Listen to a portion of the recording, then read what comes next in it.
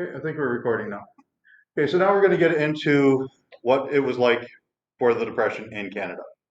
Okay, so this is for the people who are living specifically in Canada, where it was horrible all across the world, but Canadians, that is our focus here.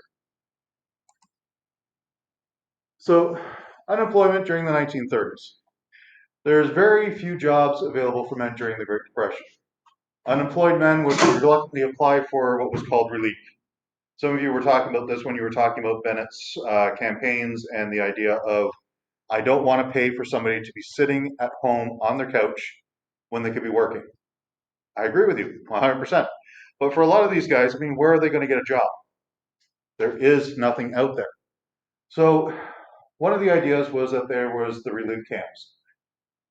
Few people were lucky enough to keep their jobs. I mean, there was still industry going. It's not like everybody was thrown out of work.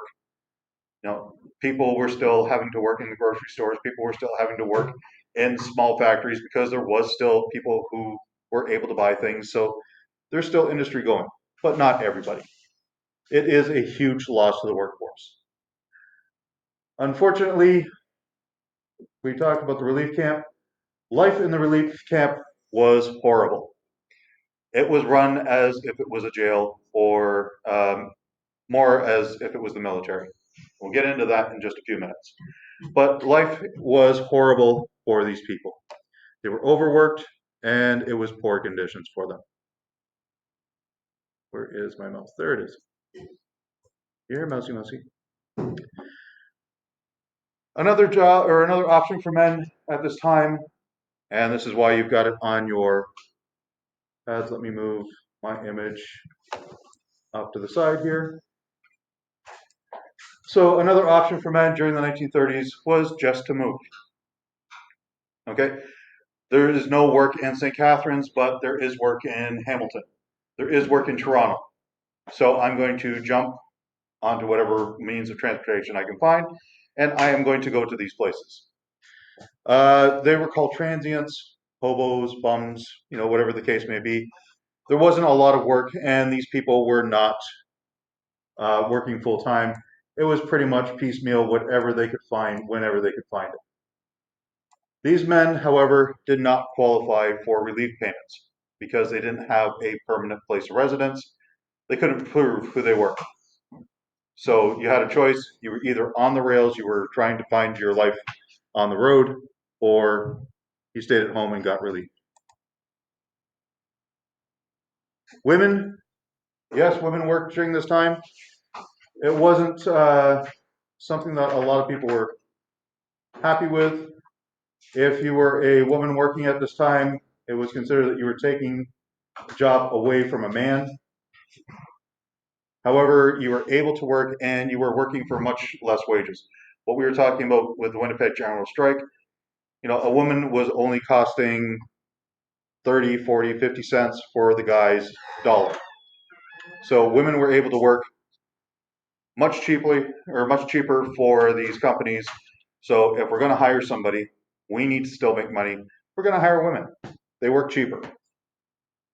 Makes sense. But the women who did work, they were kind of viewed as pariah because they were taking money away from the man. The man's job was to work. It was the man's place to work. So it wasn't a great situation for the women who were working. William Lyon Mackenzie King, Prime Minister at this time. A name you might want to remember for the test. I'm just saying. William Lyon Mackenzie King, he was Prime Minister during the beginning. He was Prime Minister basically since Robert Borden.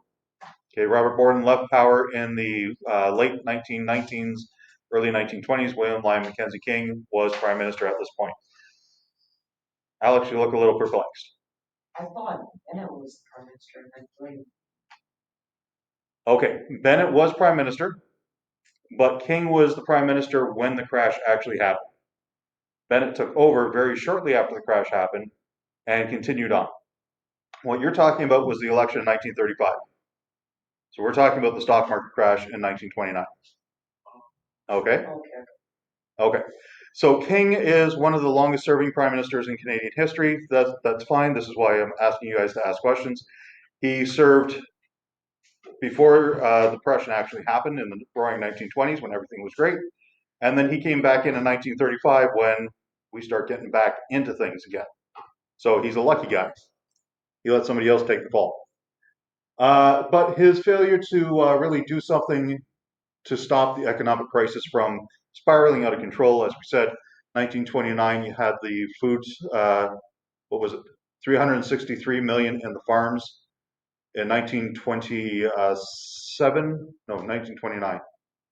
Yeah, beginning of 1929, $363 million is what the farms were grossing in the three provinces.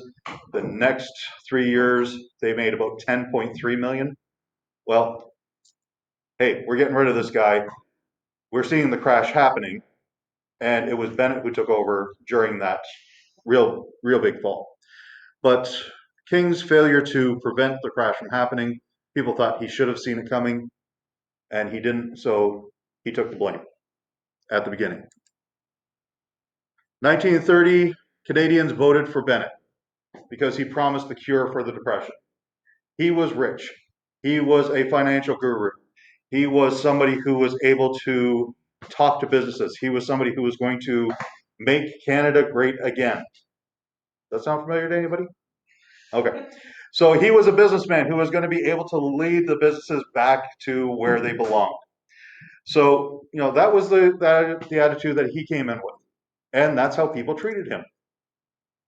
And you'll see that in just a second in the cartoon, yes. Is he basically just the Canadian version of Trump? That's kind of the way I'm portraying him, but not really.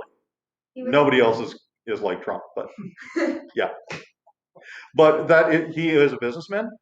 He is coming from a wealthy background at a time of depression. He is seen as out of touch. He is seen as somebody who really is not doing what he's supposed to be doing and not listening to anybody else. So in that aspect, yes, he is definitely like Canada's version of Trump. Well, we better cancel him. Okay, so 1932, 4 Canadian provinces are absolutely bankrupt. The Liberals didn't have the solution either. This is when we start getting the other parties. We'll talk about them in a minute. The CCF, the Social Credit Movement, the Communist Party starts making strides at this point. Bennett is rich. There are still the rich people. There are the rich factory owners. Why is that? We should be spreading the wealth. We should make it equal amongst everybody. Yep. I believe in your time like this, 1935 election was the only time the Communist Party actually got a seat in Parliament, but it wasn't recognized as many. Yeah, communism was still kind of illegal. So Canadians were looking for other things. As I said, we'll get into that down the line. There is a section that we're going to be talking about those parties specifically. But the Depression sits in. R.B. Bennett had just taken over as Prime Minister of Canada. He promised to end unemployment. He is going to raise the tariffs. He is going to blast back into the open market. He, as I said, is going to make Canada great again. He spent $20 million on the provinces for different make-work projects, such as creating the farmlands. Or sorry, not farmlands. He's creating the national parks. He's creating the national park system. He's creating the basic idea of camping. Alex was talking about that earlier today, where he was saying that we were able to go further and we were able to go and explore places.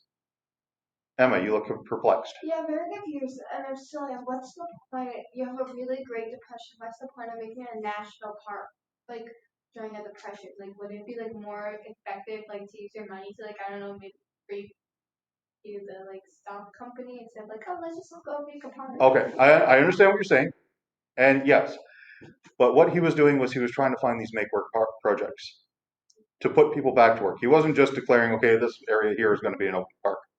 He was trying to go in there and clear the roads. He was making roads into the north where these parks were going to be. He is putting people to work by doing this. Okay, that's where we're going to get into the relief camps. BJ. So he's doing a good thing, right? He is doing good things. Yeah. So this is why I'm kind of hesitant to say yes, he is Trump. If you remember that video that you watched with the Bennett deal when you were doing your assignment, if you haven't done it yet, you should be. And there were some things where, a lady said, please, Mr. Bennett, because of the depression, my husband can't work. He needs long johns. I needed $5 to buy him a pair of long johns. And he sent it to her. And Bennett sent him $5 of his own money in order to help her buy long johns for the husband. So why are they saying he's a bad person? Well, I'm not saying he's a bad person. I'm just saying that in comparison, Bennett's my guy. he's not able to bring Canada out of the Depression. Therefore, he was in a lose-lose situation. I mean, everything else that's going on in the rest of the world, he's got no chance. Well, relief camps like sound like a good idea on paper. Like here, I'm gonna provide you with a job, money, free housing, free food, healthcare benefits. Like it sounds like a good idea, but at the same time, it's like okay, this is really crappy living conditions, Yes, and we are. and we're like being paid really poorly. Like babies are better, like not to be treated Yeah. as less. We're going to be getting into that. It's like taking advantage of Yeah, we are going to be getting into that. So 1933 depression is worsening still. Hundreds of thousands of farms and businesses are now ruined. Mines, mills, factories are closing down coast to coast. Why? Because there's nobody buying their materials. Nobody's buying the products that are being made out of this material. So there's no point in running the mines and the factories, anything else. So everything is shutting down. Quarter of all Canadians were out of work. As I said, not everybody's out of work, but 25% of the Canadian population is out of work. That's a significant number. That is a problem. And that's why people are not liking Bennett. Okay, 1928, for example, farmers purchased 17,000 tractors. 1932, only 832 were bought. 17,000 down to 832. That means Massey Ferguson, Husqvarna, all those other companies, they're shutting down. Nobody's buying their products. They're shutting down. That means all those people are out of work. Not only are they shutting down, but they're not bringing in the raw materials. As I said, the mines, the mills, all those places are shutting down because Husqvarna doesn't need their products anymore. Therefore, they're laying people off. So it's a cyclical effect. It just keeps going. Bennett was considered by some to be a poor leader because he was unsuitable for the economic situation. He did take initiative creating the Bank of Canada. He created the Canadian Broadcasting Association, the Wheat Board, and he's looking down to the States and he sees what Franklin Delano Roosevelt is doing with the New Deal, which is creating the parks, which is creating such things as the Hoover Dam. You know, it's creating things. Hoover Dam, what was that, or what is that used for? I was joking about this at the beginning of class. We're going to take over the states and we're going to turn it all. Hoover Dam is used for electricity. It's used to power. Sorry, I didn't see your hand up. Yeah. So it's used for electricity. It's used to power. And that's what Roosevelt was doing. He was creating thousands of jobs for these guys to create the Hoover Dam. Bennett is saying, sounds like a great idea. I'm going to do something like that in Canada.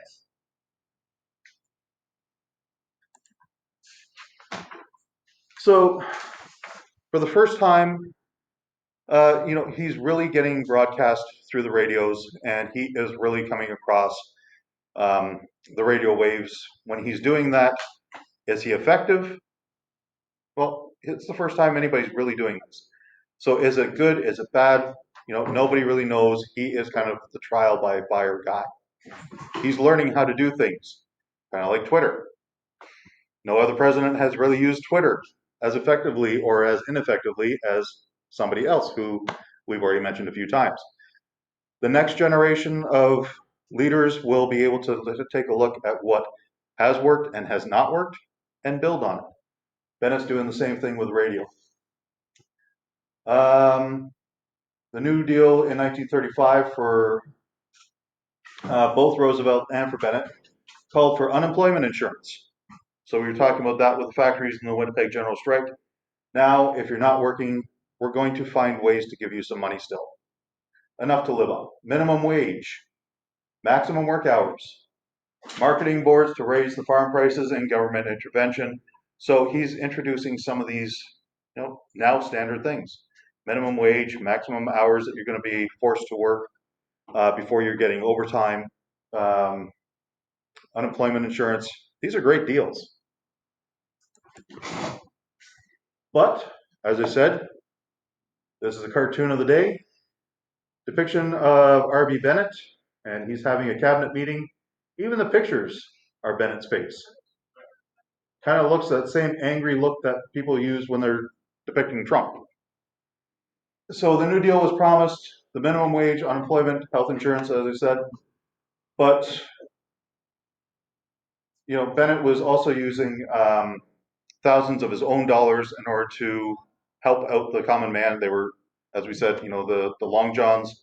So he is trying, he is doing what he can, but it's still not coming across as enough. Yep. Are shares and stocks the same thing? Like if you buy enough stocks, you don't own the company.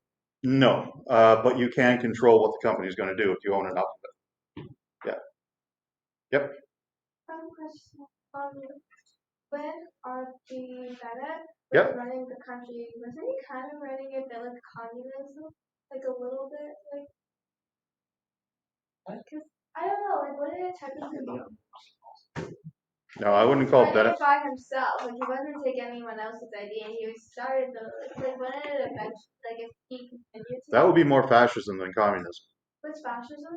That's the other end of the spectrum, which we'll get into when we talk about Hitler and the difference between Hitler and Stalin and stuff like that. But that's the idea of total rule. Like, what is So that's not communism. fascism? Communism is the idea of everybody is equal. Fascism is I am all powerful and everybody bows down to me. Wasn't he starting to make it feel like fascism because he's like making people depending on him, kind of like turning into a cult? Not really, no. That's the way the media has portrayed him. But he still is listening to people. He still has his own people working for him and stuff. Okay? One of the other parties that we had talked about, Social Credit, started in 1932. Basically, Alberta idea stated that it was the difference between the price paid and the producer, or to the producer, and the price paid to the consumer, which led, or paid by the consumer, which led to poverty. So the idea of, equality. It should be not that I'm buying my Apple iPhone for $1,000 and it only costs them $1,750 to make.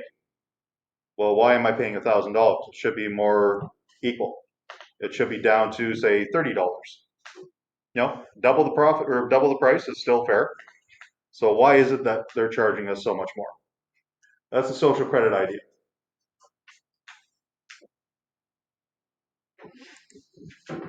The CCF, started by Wordsworth, meant to replace the injustice of capitalism. This is more of the Communist Party idea. These are the ones who are coming up with, we're getting close to the time, coming up to the idea of equality for everybody. Okay, everybody should be on equal footing. We should each have an equal share as to our financial and every other aspect of things. Government relief camps. This is the one that I want to get into. So the provinces, the unemployment was just running rampant, and they couldn't do anything to keep up with things. So Major General McNaughton, head of the Canadian Army, came up with the idea for the relief camp. He was also responsible for the radar and stuff, but that's neither here nor there. It's just kind of a nice, interesting little point that I found. He calculated that for $1 a day, including 20 cents pay, a man could be housed, fed, and put to work using simple tools. So for $1.20, we're going to house, we're going to feed, we're going to put them to work, and we're going to give them 20 cents a day out of that for themselves. This is the relief camp idea. This is where we get into slave labor. This is where we're going to get into the Regina riots later on, and the march to Washington, or the march to Ottawa. Okay, we're getting close to the end here. I want to finish up. This will be online, so you guys can take a look at some things in a bit. Slideshows? This slideshow will be, yeah. Government relief camp. At first, everyone welcomed the idea. I think Emma was talking about that at the beginning. Everybody welcomed the idea. They thought it was great. This is fantastic. Everybody's going to be working. But the mood soon changed. And Bennett was listed as a dictator. He's running it as if it's the army. He is forcing the men into unsafe conditions, into unhealthy conditions. They were termed slave camps. Men felt that they were being cheated of their lives and basically working for no reason. I mean, they're working for 20 cents a day. Even in 1919, when the Winnipeg riots were going on, they were at least making 80 cents a day. They're forcing these guys to work in these harsh conditions without any extra benefits for 20 cents. It's not fair. 1934, the men protested in Vancouver. They had a strike. It lasted for about 2 months. They were promised, okay, you know what, we're going to have the government take a look into this and we'll get back to you. Not a problem. You guys go back to work. Everything is good. The guys said, okay, we'll go back to work. You guys take a look at things and we're good. However, a couple of months later, 1935, April 4th, the workers decided things aren't moving fast enough. We have to do something now. Okay, so what are some of their demands? They're asking for wages of 50 cents an hour. 50 cents an hour. Ooh, big increase. At least 120 hours of work a month. First aid equipment. So they want to have adequate first aid. They're not getting that. They want to have workers' compensation. If I get injured on these jobs, I want to make sure that my pay is still coming in. I want to make sure that I'm still going to be able to get stuff. Recognition of democratically elected workers' committees, or another name for the Communist Party. The unions were really run by the communists at this point, communist parties. Workers in camps be given the right to vote. 1935, the election is coming up. We don't know if we're going to be able to vote. Why? Because we're not permanent residents anywhere. We want to have that right to vote because we're not liking what's going on in these camps. And if we don't have the right to vote, we can't make change. If we have the right to vote, maybe they're going to sit up and listen to us.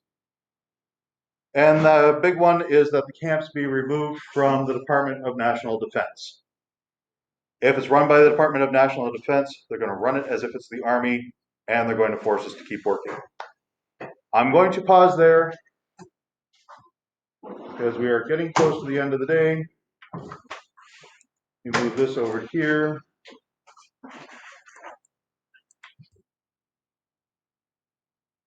Okay, so I think we're back up and running. Yeah, it's kind of an interesting situation now. The class is gone, and I'm going to keep going on with video just because this needs to get done, and we are getting towards the end. So, April 1935, communist organizers, they decide that enough is enough, and they start the strike action. They try to get half of the 7,000 workers in BC to strike for work and wages. They don't have much success in Vancouver trying to get everything going, so they decide to lobby the federal government. The BC strikers, they're leading the unemployed people. The basic idea was we're going to take everybody from Vancouver straight through to Ottawa. They will listen to us if we're there in numbers. And as you can see from the picture of the train here, it is a lot of people. They are crammed trying to get through. So the 12,000 young men who began the trip, that's what they started with, but it's really growing at every stop. Every time they stopped, there are more and more people jumping on board. The government viewed this trek as the start of a revolution, and they're starting to get freaked out. They're saying, we've just got things under control, we are just getting things going, but we can't have this, kind of like what was happening in Russia in World War I. They're taking a look at this as a march by the workers on the elected government. So the government decides that they're going to stop everything, and they're going to do that in Regina. Rallies are held in the market square, and then all of a sudden violence erupts. Tracking the trekkers is a situation where the government is keeping an eye on things. They've got spies in the places, a lot of RCMP officers. They're keeping track as to what's happening, and they're trying to make sure that that things are going to be going safely, that things are going to be going smoothly. By midnight, one policeman is dead that night, and over 80 of the strikers are injured. Bennett insisted that he had defeated a communist revolution. Again, going back to the idea of Trump. He's going off and he's playing on people's fears. But, in reality, he was defeating a communist revolution. It was organized by the communist parties. They are marching on Ottawa, trying to take things over. And, just the way that he's handling it, though, this is what's really leading to Bennett being defeated in 1935. Okay, the Dust Bowl. Dust Bowl is the result of not an economic policy so much as the way that the farmers were doing things. The Dust Bowl basically was the farmers had way overproduced on their farms. They had been doing things over and over and over again, just completely ignoring all of science and putting as much crop into the ground and pulling it out as they could for the last decade. The problem was that when the 1930s brought along the collapse, it just didn't bring along the economic collapse, as we talked about. It brought along the collapse in the prairies. There was no need for the grain. There was no need for the food that was being produced. And so people stopped farming. When that happened, the dirt was left fallow. And when the dirt was just basically left there, there's no crops there to hold down the dirt. A big storm came up and just literally blew the soil away. It blew it off of the farms and it blew it into the areas or into the air. Huge clouds of dust were coming and people were running from it as if it was the end of the world. People were very religious back then and they really thought that it was the end of the world.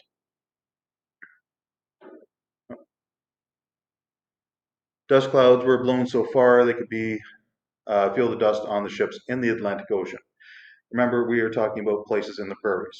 So if the ships are seeing the dust in the Atlantic Ocean, it's blowing not across the prairies, and then Ontario, and then Quebec, and then the Maritimes, and then into the water. About the same point, a plague of grasshoppers, 1932, they descend on the plants and on the livestock in the Canadian West, and they devour absolutely everything. They are hungry little things, and they just devour absolutely everything. The next year, okay, so we got the Dust Bowl one year. The next year, we got the plague of grasshoppers. The next year, it was wheat rust and frost, followed by drought and hail. So the farmers at this point really are thinking it's the end of the world. We have been going through 7 signs of the apocalypse. It's kind of on biblical terms. Farmers often lived off a bag of flour and a few vegetables that they had been able to pull and serve the entire family. They were holed up in their houses for fear of their lives. And there's one picture of the dust as it's descending on a farmhouse. Not much that you can run away from. Okay, at this point, we are going to play a couple of videos. I am going to pause it there, and the video links will be in the announcements section along with this. Okay, so watch the 2 videos. There's one on the Dust Bowl Part 1 and the Dust Bowl Part 2.